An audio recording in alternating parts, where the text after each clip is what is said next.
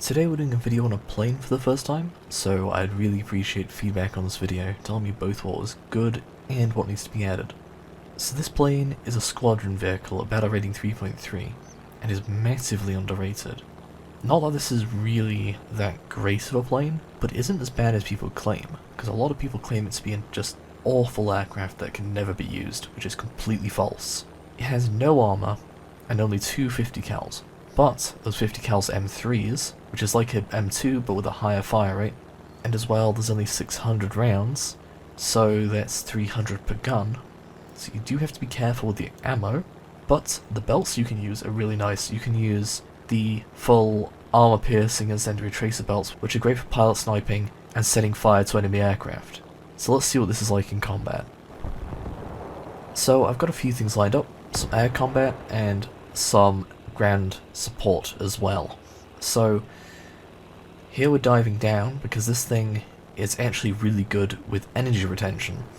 If you use this thing as an energy fighter, it works pretty well. You also get an air spawn, giving you a massive advantage there. So even though it's not quite great in performance, you already have like a few thousand feet in altitude to make use of. So right now we're diving down on some 109s, and because these are American 50 cals, we can engage enemies at quite long ranges, longer than any other gun I've tried to use before. So we're closing the gap with this guy. As he turns, we take shots at him.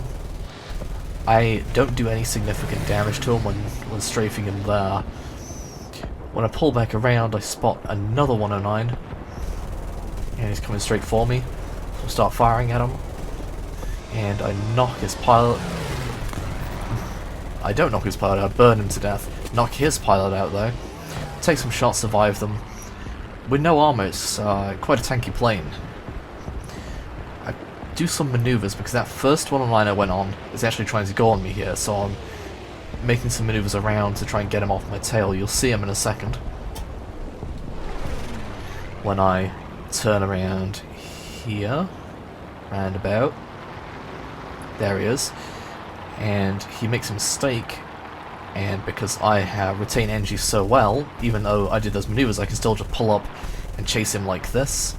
Quite hard to aim at low speed, but I get there, get the kill. And that's 3 kills in one game. Now, we look at the bombs on the aircraft. Now, you get 2 500-pound bombs, which are fairly good, but you can only drop them at the same time. You can't, like, use them separately, so you can only take out one target at a time unless people are crowded together. You can also take a torpedo, and this torpedo is actually really effective. Not only does it one-shot things like this, but it moves really quick. You can drop it at high speeds. It's really great. I do love that torpedo. There's also rockets on this plane, which I'm sure you've seen before, and they are very effective actually. You can pen 60 mils of armor. Doesn't sound like that much, but coming from the sky it's very effective. You see a take out T-34 on Armada 3. So this aircraft is very effective in combat, and also I crashed the plane, but it demonstrates how well it can fly with just one wing. Even at low speed there, I was still in the air.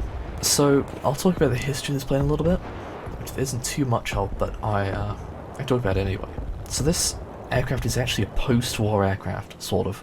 It was designed for the Royal Navy, however there are only 3 built, which is not that surprising considering the competition to this aircraft was the Western Wyvern. It just does not compare. However, the aircraft did begin its development in mid-43, but by the time the final version came out, the war had ended, and the aircraft was useless with the competition it was going up against, so it was never actually used, so there's not really that much history on it, other than it's a little bit of a development failure.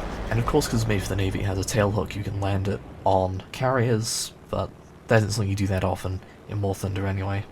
The last thing to do is place it on our leaderboard, and of course it comes first, because it's the only thing on the leaderboard, because we have not done a plane before. So, to conclude, it's not good, it's not bad. I'd recommend it as an energy fighter or to rocket ground units, but it really isn't that worth the grind. You're better off putting the points into anything else, because there's no real use for this that something else couldn't do, and it doesn't have any novelty factor. unless you really like this particular aircraft for some reason. It doesn't have any novelty to it, like some of the other squadron vehicles do. So thanks for watching, join the Discord to suggest other videos that should be made, and please leave some feedback, because this is the first video I made about a plane, and I really appreciate people telling me what was good about this video and what needs to be added. So thank you, and I'll see you next time.